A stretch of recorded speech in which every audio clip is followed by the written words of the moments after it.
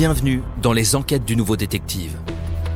Le Nouveau Détective, premier magazine d'enquête sur les grands faits divers, et Engel présente Le dentiste empoisonnait sa femme à petit feu. Une enquête d'Axel Vigneux.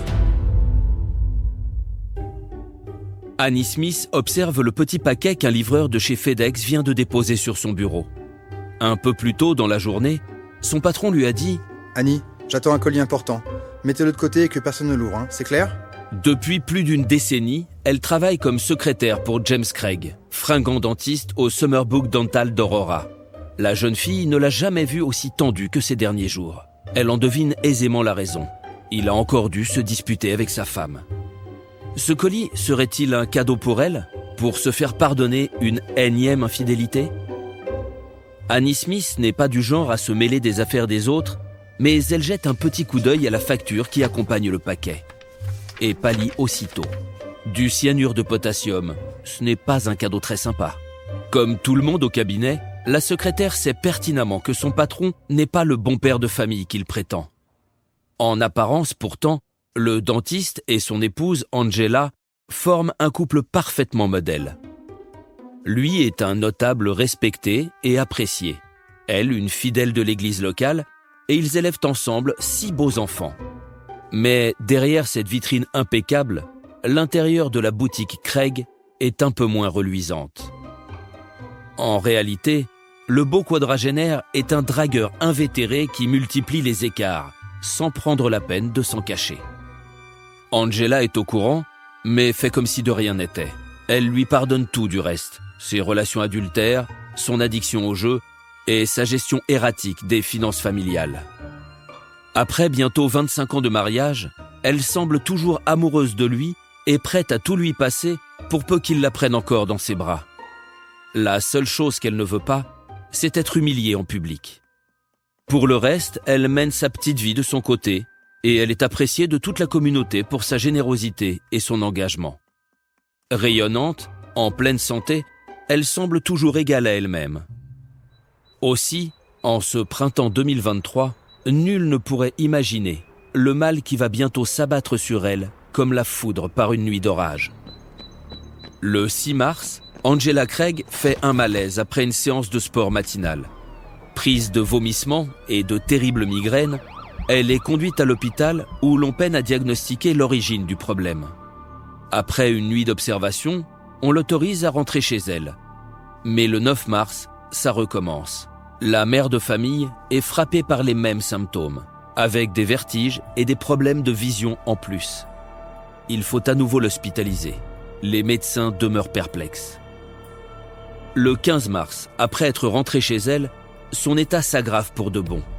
Son frère l'emmène au UHC Hills, University of Colorado, où elle est placée en soins intensifs. Les jours suivants, son mari et ses 6 enfants ne quittent quasiment plus sa chambre, priant pour qu'elle se rétablisse. Hélas, le 18 mars, Angela s'éteint, sans être revenue à elle. Les causes du décès n'étant toujours pas déterminées, les autorités insistent auprès de James Craig pour qu'une autopsie soit effectuée. Écoutez, monsieur Craig, nous comprenons votre douleur et nous y compatissons. Mais comprenez bien que si votre femme est atteinte, comme nous le redoutons, d'une maladie génétique rare, celle-ci pourrait être héréditaire. Et la santé de vos enfants en dépend. Vous me comprenez ? Il n'en est pas question.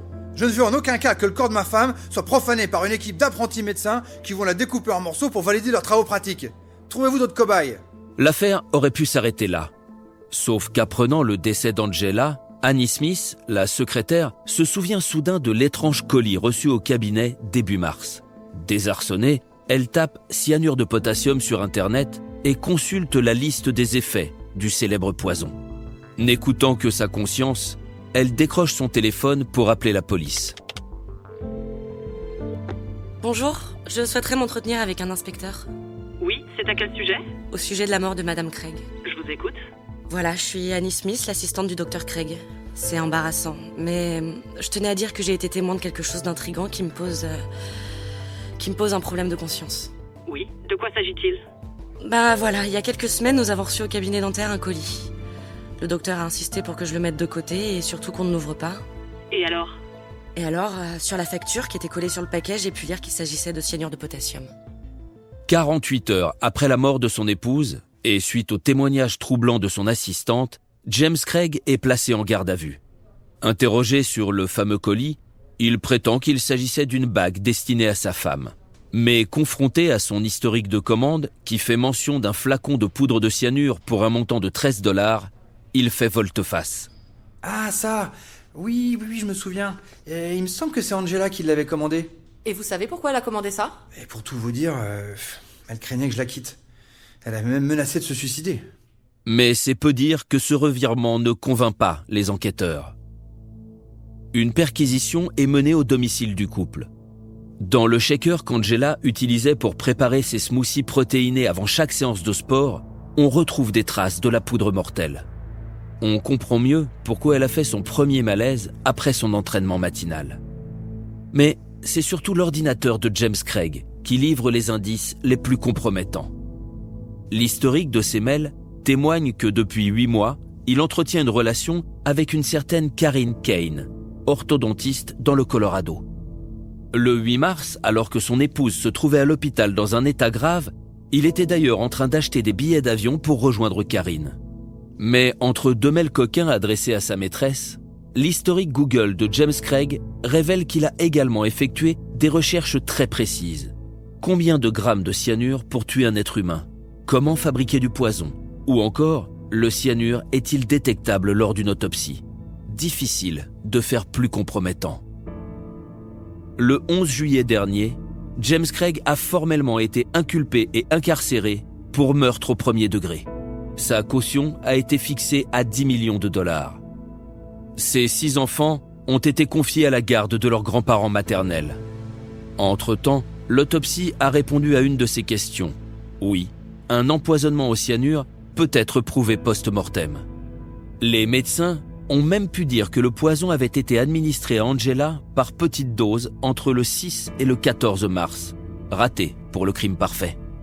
Reste que sans l'intuition d'une secrétaire médicale dégourdie, l'homme serait sans doute passé entre les mailles du filet et serait en train de se la couler douce dans les bras de sa belle orthodontiste. Comme quoi, la curiosité n'est pas toujours un vilain défaut. Pour ne rater aucun épisode, abonnez-vous à notre podcast sur votre plateforme d'écoute et retrouvez tous les mercredis nos enquêtes dans le magazine Le Nouveau Détective. Nos podcasts et nos enquêtes sont également disponibles sur lenouveaudétective.com. Si l'affaire n'a pas encore été jugée ou venait à passer en appel, nous rappelons que les protagonistes bénéficient toujours de la présomption d'innocence. Les noms et prénoms de certains personnages sont susceptibles d'avoir été modifiés.